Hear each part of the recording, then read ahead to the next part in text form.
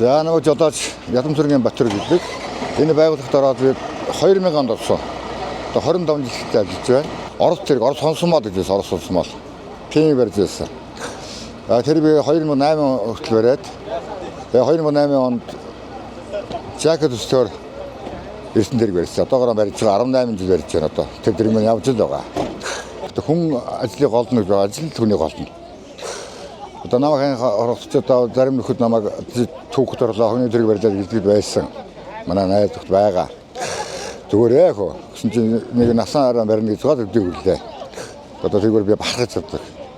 Энэ хамт олонны хүч хөдөлмөр үүсэж байгаагүй шүү дээ. Сайн дэмжээд муугийн сайн хэлээд ингэж тэгж шүү гэдэг тэрийг алдаагаан цац залруулаад өдөө хөрж байна.